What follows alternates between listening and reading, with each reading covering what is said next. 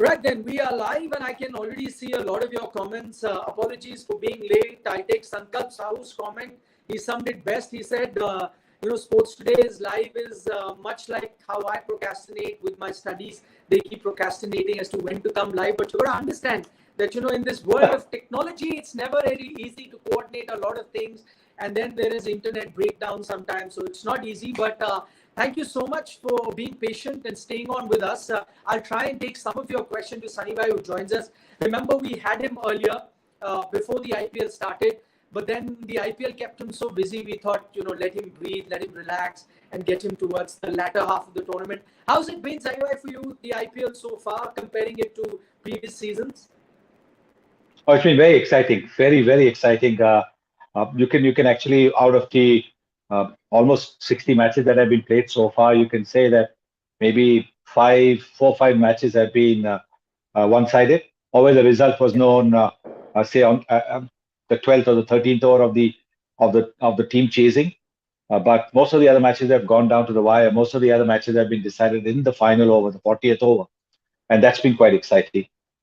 From the result point of view, from the batting and the bowling point of view, also very, very exciting to see some of the cricket that we've seen, some of the batting sixes that we've seen, some of the batting shots that we've seen, and some of the bowling that we've seen as well. So it's been a very exciting IPL this time around for sure. Okay, so can you hear me properly? Because I'm seeing a lot of comments where people are saying they can't hear me very well. But can you hear me well? Yes, I can hear you well. Yeah. Okay, great. Maybe then just check the internet connection, because if he can, then I'm guessing you guys should. Saiba, as you said, it's been an exciting IPL, as you've seen, with the matches, with some young talent on display.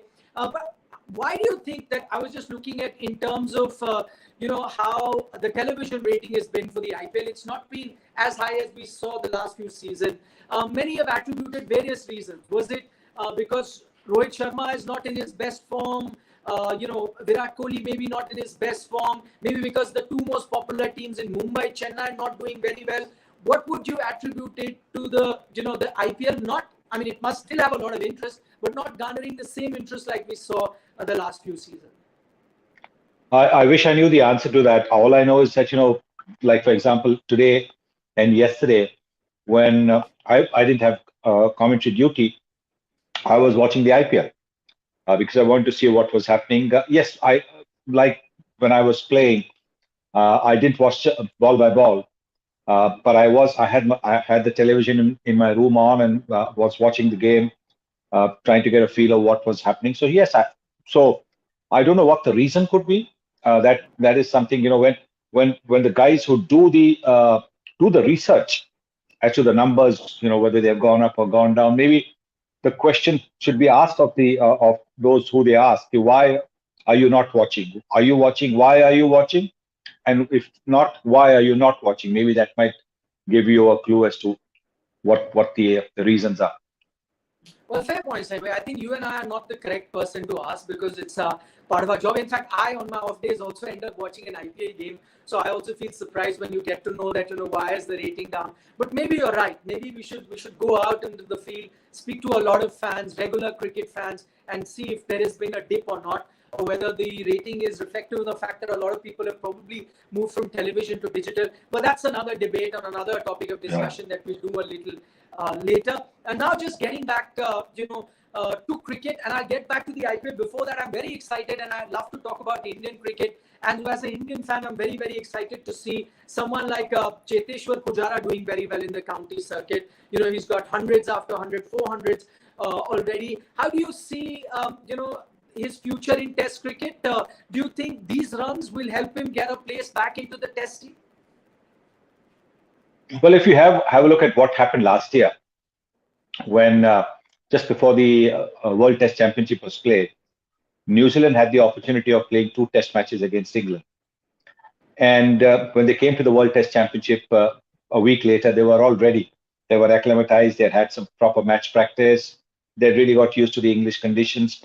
Admittedly, not too different from New Zealand conditions, but they were ready. They were match ready. And that's exactly what we'll see with Cheteshwar Pujara. So with the kind of form that he's in, he'll be match ready. And you want somebody in the month of July when the ball will still be moving around, doing a little bit, and we're playing at Birmingham. So you want somebody who's got runs under his belt, who spent some time uh, to be uh, to be facing the England bowlers.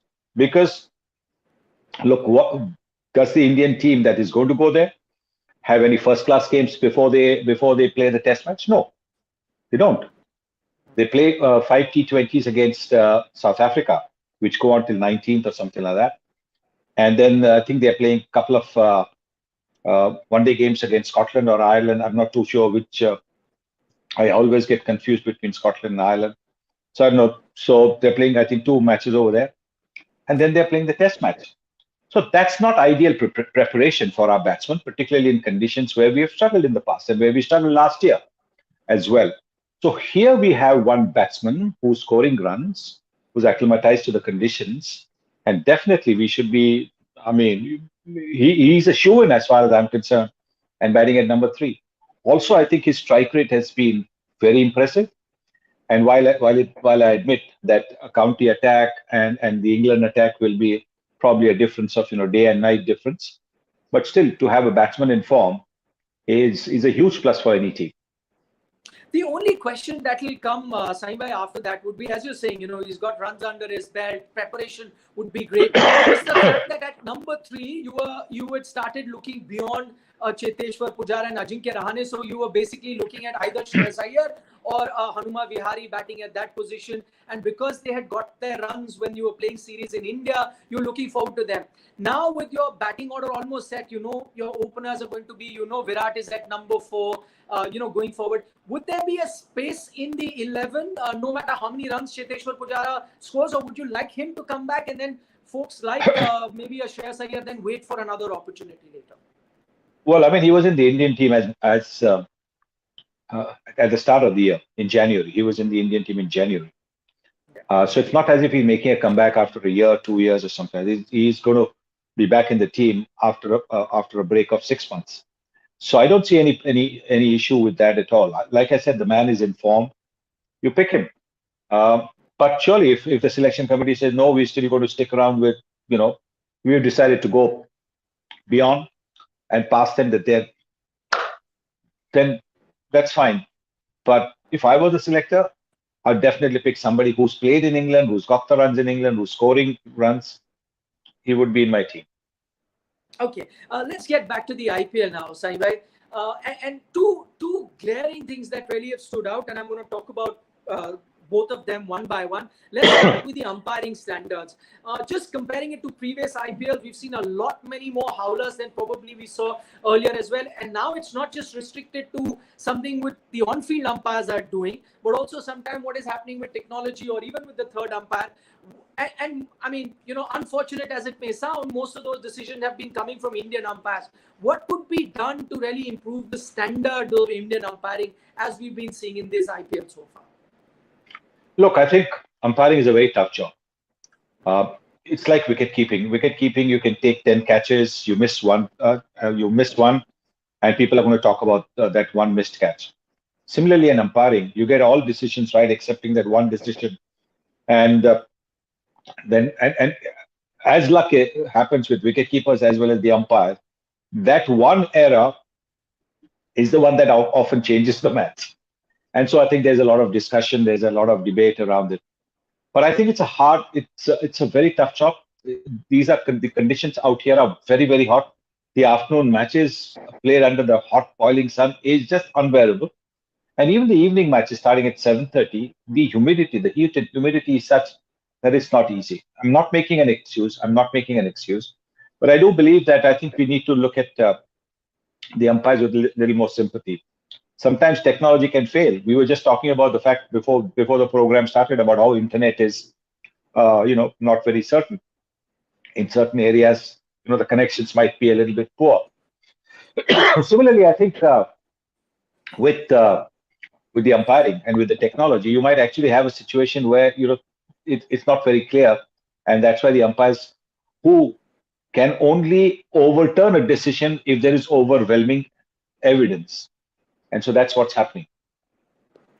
Right. So anyway, the other bit, as I spoke about, two very glaring areas where some sort of improvement is needed. The other comes to my mind is that of fielding. Yes, you've had major drop catches in previous seasons too. This time, just somehow you've seen some very, established fielders, well-known fielders also misfield a lot, drop catches. I don't know whether the frequency is really increased from previous season. I don't know whether there's a technical reason to it. Maybe the time of the day, maybe the dew factor, the lights that they are coming into this. I don't know. You're at the ground, but have you also noticed that the fielding standards have taken a major dip in this particular IPL season when you compare it to the previous ones? I mean, players like Jadeja, Rahul Tripathi, Karen Pollard, unheard of them, dropping catches or misfielding. You're absolutely right. But let me tell you also one thing, that when the ball falls from that dark sky, the speed at which it comes down, it's never very easy to be for any fielder, and even the best of fielders to judge. So sometimes you can actually close your fingers before the ball has come because you're not very certain. Sometimes the ball has come down so quickly, the ball has popped into your palms, and before you can close your fingers, it's popped out again. So that's what can happen. But what I've noticed with the catches that are being dropped and the catching practice that takes place, because we do a lot of studio from the ground, and the catching the practice is literally about 10-15 meters away, and often we have to keep watching in case the ball comes to and hits us. And the difference that happens between the catching practice just before the game starts and the actual thing is there's a world of difference. Because when they are taking catches in the catching practice, they are all taking catches properly. When it comes to the match, for every catch, they're trying to fall down because it's on television. Practice is not on television. Practice is not on television. So you take the catch and throw back. Here now, when the ball goes up, yes, there's the tension. There's the tension of the match as well. Fair enough. But every catcher, just about every catcher is trying to take the ball low so that he can then eventually the follow through will be with the fielder on the ground and on the back and looking as if it's an extraordinary catch when it's actually a simple catch. But that is the difference that I've noticed. So if they actually take catches like they're taking a catching practice, they'll probably not drop any. So that's what I think is happening. Oh, that's a very interesting analysis. I hope the teams are listening and maybe something that they could really focus on. Just looking at the IPL on the whole, Sunny bhai, I know if I was to ask you which is the team that has disappointed you the most, I know the answer to that. That is going to be without doubt Mumbai Indians. But I'm going to ask you which is that one team that has pleasantly surprised you with their performances this IPL? I think both the new teams. Both the new teams, because it's never easy to begin a campaign. Both the new teams have been absolutely outstanding. And if I might say so, I do believe that the Indianness in selecting the Indian players has been a big factor. The Indian coaches over there, who therefore have selected not the star players, but the other players. Look at both the teams. Look at, yes, they have got, KL Rahul has done exceedingly well. Hardik Pandya has done exceedingly well, as both as leaders and players. And they're international players. But look at their support. Look at their support from some of the guys who you wouldn't even have read their names before. Mohsin Khan, Avesh Khan, you look at that, Ayush Patoni, you look at that. And look at in Gujarat as well. Look at the number of players who you hadn't even heard of. Why that has happened? Because of the Indian who were there at the table, who were buying the players. They had seen the players. And therefore, the importance is that you must depend 7 players out of your 11, playing 11 are Indian players. And they have to be the ones, who will make, along with the 4 overseas players, make the difference. And that is what is happening. But these two teams have been very good. I will not be surprised if they feature in the finals. And honestly, if they feature in the finals, I will be torn. I will be torn between, which team should be winning. because I mean both teams have done exceedingly well. Gautam Gambhir for Lucknow, Mehraji for Gujarat Titans. So it's going to be a tough call. I only hope then if both the teams play in the finals that it's decided of the last ball of the 40th over. It is actually a freakish coincidence that this is exactly what I was thinking today, looking at the Lucknow team, that probably most IPL teams should consider having Indian coaches because it's the Indian talent that they really need to look forward to. I was looking at someone like a Vijay Dhaya, who was part of the Delhi Capitals, moved to Lucknow, and he came up with a lot of things. And I was just thinking, it's the Delhi team that's gone with a foreign staff mostly, with one or two Indian players there as well. But maybe this is exactly the thought, and we were thinking of actually doing a story. So thanks, Anibhai, for that input as well. Probably we'll include that in something that we was planning. I was going to just take this question by yes. No, let me say one thing. I've nothing against overseas coaches. Make no mistake about that. Because I mean, to have somebody like a Ricky Ponting, I mean, just imagine guys spending time with one of the legends of the game, like a Shane Watson in the same change room. For youngsters, it's like a university. So some of these top names coming, Baz McCallum, or I mean these top names, to be sitting around with them, in the evenings chatting with them. That experience is invaluable. You can't put a value on that, on what the youngsters learn. So I'm not saying that overseas coaches should be there. My thinking is that there should be, in every team there should be at least 2 or 3 assistant Indian coaches who have seen the other cricketers, who have seen domestic cricket. The best scouts for something like this would be the selection committee, the senior selection committee, which had just finished. So there's no conflict of interest. They've just finished their term. Say an MSK Prasad or a Devang Gandhi. I'm just giving you a couple of names that come straight to mind. Who've just finished, but they have seen the talent around. So they are the ones who should be tapped as scouts. Look, what do you think? I'm not saying scouts in the sense go there, but look, we are thinking of, this is what we are looking for. We're looking for a batsman, we're looking for a bowler, we're looking for an all-rounder. So give us some names. So maybe some of the South teams can use MSK Prasad, to get his, to pick his brains as to which are the players that have been impressive. In the East, Kolkata can go to Devang and say, look, Devang, can you help us? We are looking for this. And obviously, I'm not saying that it should be only from the East. You could actually, Devang can say, look, this player from the South was fantastic. He's very promising.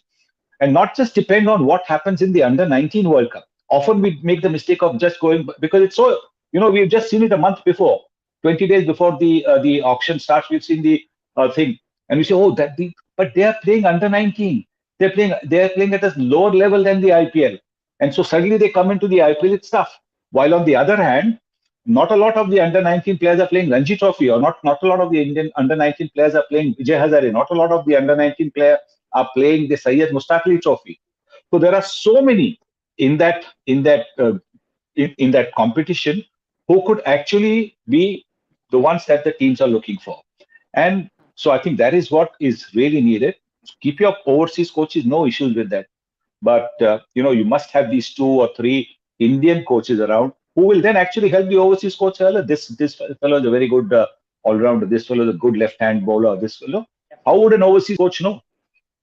I mean, I am traveling so much. I don't know much about what the domestic cricketers are. So how would the overseas coaches know who the Indian players are? Right, fair point, Saibhai.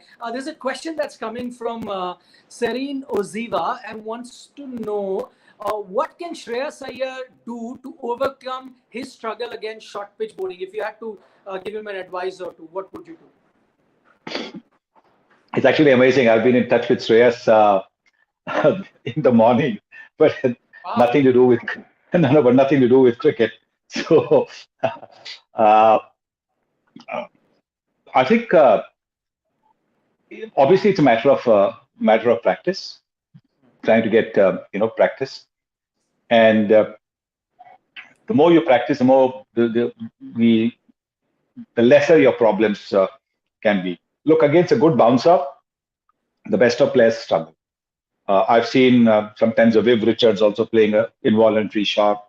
I've seen some of the top players who are involuntary. I'm not saying they have struggled, but there's an involuntary shot that comes through, and with that involuntary shot, sometimes people jump to conclusions. Oh, he can't play, that kind of thing. Yeah. So I think he just needs to practice a little bit, and I think that'll be it. But most importantly, keep looking at the ball. I keep looking at the short ball as a scoring opportunity, and be it a scoring opportunity on the offside or on the leg side. That way, you'll never get hurt. You will always, the moment you keep looking at the ball all the time, the ball will either go here, the ball will either go here, but you can never get hurt. Okay, so well, last couple of questions before we let you go. One with regards to MS Dhoni. We got an inkling that this could probably be the last season that he might be playing the IPL because he was giving the captaincy to Ravindra Jadeja. That didn't quite work out very well for CSK.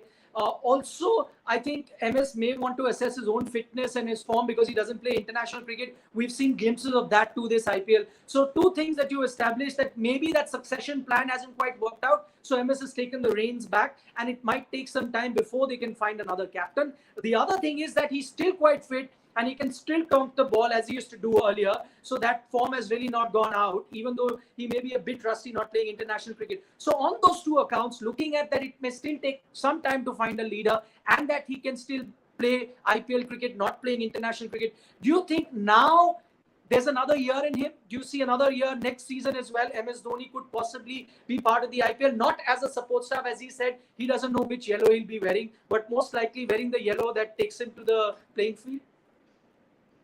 Well, all of us want him to play as long as he can, because it's the like, all of us fans are greedy about the guys we love to see.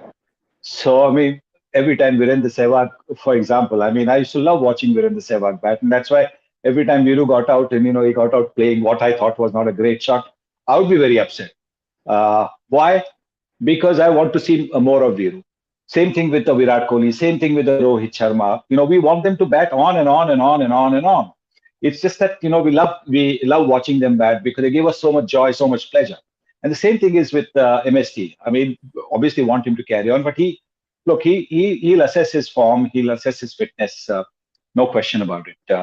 He will do that, and my feeling is that he'll be available.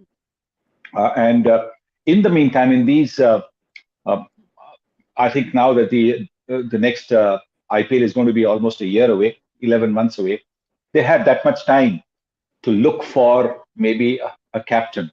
And it doesn't have to be from the current Chennai Super Kings squad. It could be from somewhere else. You will find, I think, a lot of players being released.